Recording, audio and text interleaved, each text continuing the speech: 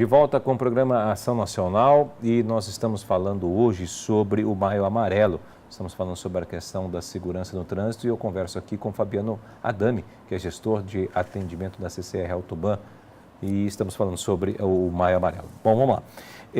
No bloco anterior, a gente estava falando, Fabiano, sobre um fato muito importante, que é a questão da educação no trânsito. Né? Acho que a gente tem que levar em consideração e assumirmos mesmo que nós ainda, infelizmente, faltamos muito com a educação dos jovens e das crianças, principalmente a base, como você mesmo disse. Perfeito. Que isso é muito importante. A gente educar essas crianças para poder ser os adultos, os futuros motoristas, né? Motoristas melhores, né? Sim, exatamente, que vão assumir aí o volante de um veículo. E vocês têm algo que tem trabalhado em relação a isso? Por exemplo, se eu estou aqui, eu sou prefeito de uma cidade ou secretário de educação, e eu gostaria de implantar um sistema que vocês trabalham, vocês têm algo disso para ajudar o município, por exemplo? Sim, através do Instituto CCR, né, nós temos um programa chamado Caminhos para a Cidadania, né, que é a educação no trânsito que a gente faz para crianças do 4º e 5º ano da rede municipal. Então, hoje, aqui na nossa região de atuação, nós temos 40 mil alunos que são atendidos com esse programa nosso. Né? A gente tem toda a capacitação desses professores, né, para poder ministrar essa matéria, vamos falar assim, para as crianças. Né? Todo o material didático também é fornecido pelo Instituto. Né? Então, são 40 mil futuros motoristas, né, que a gente está preparando, né, todo ano, né, para colocar num futuro aí nas rodovias e para ter uma condução mais segura, e para ter essa conscientização que a gente está falando aqui, né, da segurança no trânsito. Para que a gente possa entender, gente, por que nós estamos falando hoje, fazendo até essa campanha aqui no Programação Nacional. O Brasil é o 5º país do mundo com mais acidentes fatais de trânsito, segundo dados que nós obtivemos aqui. Sendo essa a causa que mais mata jovens em nosso país, né? São cerca de 47 mil mortes por ano no Brasil e cerca de 400 mil sobreviventes que ficam com algum tipo de sequela devido aos acidentes. Mas você até disse, Fabiano, que o maior índice de acidentes registrados é a questão com motociclistas.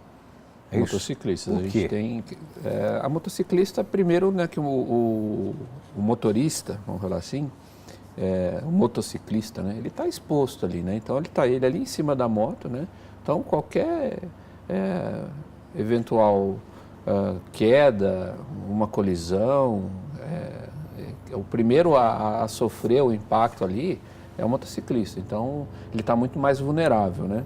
E depois a gente estava comentando aqui há pouco, né, os atropelamentos, né, que aí é a falta também de conscientização, vamos falar assim, do pedestre, né? O pedestre que não atravessa no local seguro, o pedestre que está atravessando embaixo da passarela. Então, essa série de campanhas que a gente vem realizando aí ao longo dos anos, ela tem surtido um certo efeito, né? Só para você ter uma ideia, vamos pegar o período de concessão que nós temos aí desde 1998, né? Em 97 a gente tinha uma estatística aqui, vamos falar de vítimas fatais, né? Quantas pessoas morreram em 1997? Foram 389 mortes, né, em 1997. Nós fechamos o ano de 2018 com 83 mortes. Então, é uma redução de 306. Então, 306 pessoas, né? 306 vidas que nós salvamos nesse período. Isso aqui no Sistema Anhanguera Bandeirantes. Sistema Anhanguera Bandeirantes. Então, é um número estrondoso, uma queda de quase 80%. Essa parceria, né, que nós podemos chamar assim, a gente tem aqui envolvidos, né, para a gente conseguir chegar nesse número. Nós temos a Artesp, que é a nossa agência reguladora, nós temos o Policiamento Militar Rodoviário, que tem um papel fundamental, né, junto à concessionária, e, lógico, o trabalho que é realizado pela equipe. Além disso, né, todos os investimentos que foram realizados nesse período de 20 anos. Para você ter uma ideia, foram investidos, né, em termos de não só de segurança, obras de ampliação, entre vários outros investimentos que foram realizados, 7,6 bilhões de reais. Né? Então, são obras de ampliação, obras de melhoria, todas as questões de campanha. Então, tudo isso é resultado, né, desse trabalho que foi realizado aí ao longo desses 20 anos de concessão. Bom, investimento de 7 bilhões de reais. Tá, então, agora deixa eu perguntar uma coisa assim, um pouco que todo mundo pergunta. Por que é tão caro assim os pedágios que não passam lá? Porque é real, né? Então, todo mundo comenta isso daí, né?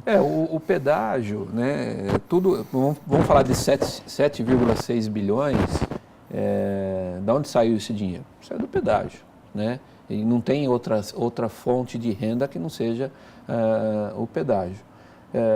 Nós temos que lembrar que esse contrato de concessão que existe hoje, ele foi assinado lá em 1997. Era uma outra situação econômica, o país passava por um outro momento, né? Então, e a partir do momento que você tem um contrato assinado, né, com o governo do estado, esse contrato tem que ser cumprido, né? Por trás desse contrato existem acionistas.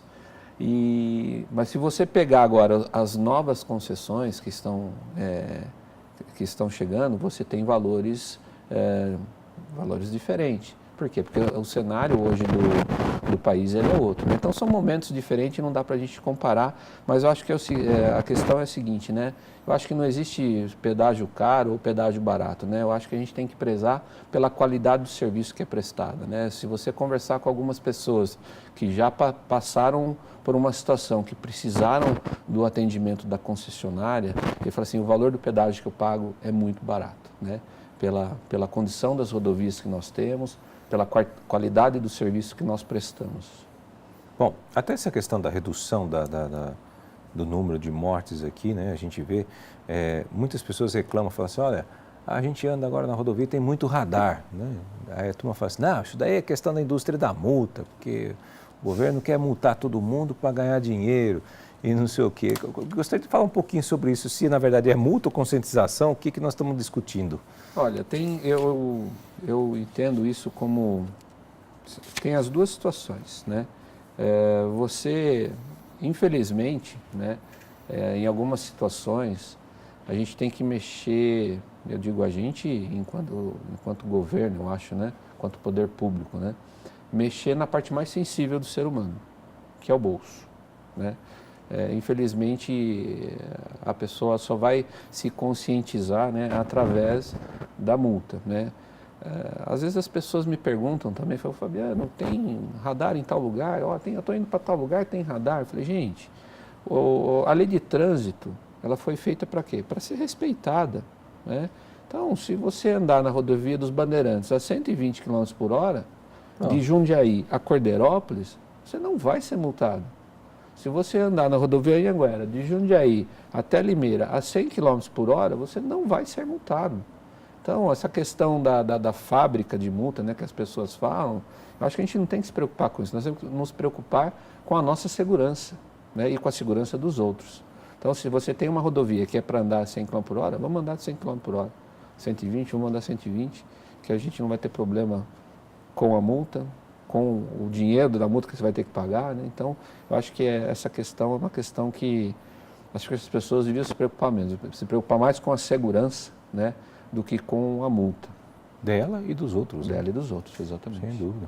Mas os radares também ajudam a diminuir o Não, sem sombra de dúvida. Né? O radar, ele normalmente é feito todo um estudo, né, através do DR, que é um órgão regulador também, né? E eles são colocados em pontos estratégicos da rodovia. E tem também o radar que é operado pelo policiamento militar rodoviário, né? A gente vê, a gente está cansado de ver aí nas matérias, né, na televisão, de veículos andando a 170, 180 km por hora. Isso, cara, não tem como a gente apoiar uma atitude dessa, né, numa rodovia que é para andar 100 km por hora. Né? Então, a pessoa que está praticando esse tipo de infração, esse contraventor, ele tem que ser punido, né? A carta dele tem que ser cassada, sim. E até a gente brinca com alguns amigos que gostam de andar um pouco mais rápido. Hoje existem várias maneiras de você se divertir andando rápido. Você vai para um autódromo, né? Eu tenho amigos que andam de moto e hoje você tem essa possibilidade de ir para um autódromo e andar de moto lá de uma forma segura, com seus equipamentos de segurança, num ambiente totalmente controlado, entendeu? Rodovia é para você se deslocar, tanto a lazer como a trabalho. Sim, sem dúvida. A gente fala aqui, a gente está falando um pouco do estado de São Paulo, né? Que a gente no estado de São Paulo aqui, nós temos estradas muito boas, a gente pode dizer, né? Mas, num todo, as estradas no Brasil, elas contribuem demais aí para esse alto índice de acidente que a gente se depara, que a gente vê na mídia, inclusive? O estado de São Paulo... Podemos dizer, ser privilegiado nessa parte, né? O estado de São Paulo, né, através do programa de concessão, que começou lá em 1998, né, esse cenário mudou muito, né? Se a gente não tivesse a visão, né, empreendedora das pessoas que pensaram isso lá atrás, eu acho que a gente estaria como os demais estados do Brasil, né?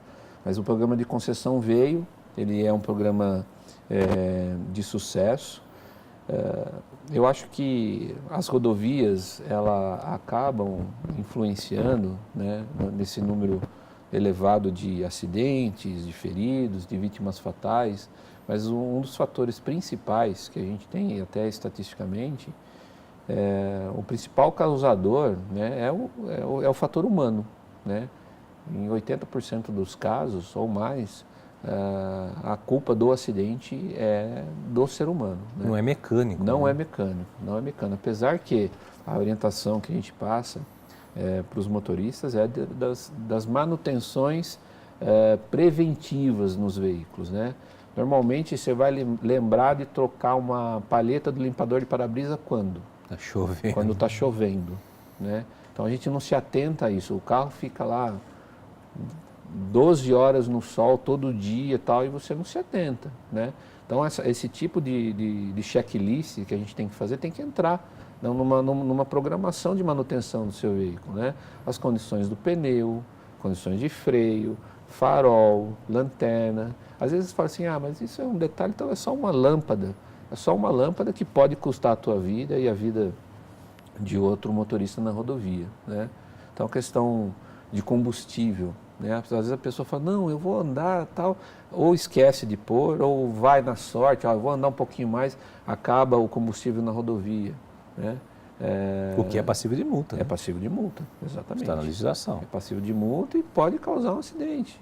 Dependendo da situação onde você está da rodovia, você pode causar um acidente. Então são vários fatores que acabam influenciando aí nessas fatalidades que a gente tem aí na rodovia, né? Sem dúvida. A manutenção do veículo. A gente tem essa mania, né? Muitas vezes a pessoa fala, não, o pneu ainda tá bom, dá para rodar mais um pouquinho, né? Está gasto. Está meia vida. Está meia né? vida, vamos rodar mais, para que trocar agora, né? É besteira. E tem outros ainda que utilizam daquela façanha de ir lá e pedir para o borracheiro riscar o pneu. Riscar o pneu. Cara, isso você mexe em toda a estrutura, né, do pneu. E hoje existe vamos chamar de mecanismo no pneu, que é o TWI, né? Então, que é uma borrachinha que tem lá nos sulcos lá. A hora que chegou naquela borrachinha ali, é hora de trocar. Na média, né, a troca de pneu, se você fizer todos os alinhamentos, balanceamento, fazer rodízio, checar a calibragem, o pneu vai rodar aí uns 50 mil quilômetros no máximo. Tem gente que roda muito mais até para começar a aparecer a malha de ferro no pneu ali, e é muito...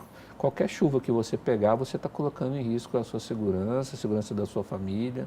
Então são detalhes, né, que acabam passando despercebidos e as pessoas não dão a devida importância, né? Sem dúvida. E mais ainda, né, você coloca em risco também a do outro. Do outro, né? Com certeza. Porque para você, simplesmente no meio de uma chuva, com o pneu nesses estados, você escorregar, girar com o carro, atravessar o canteiro, acertar o outro que está vindo na direção contrária, é passível de acontecer, com certeza. Com certeza.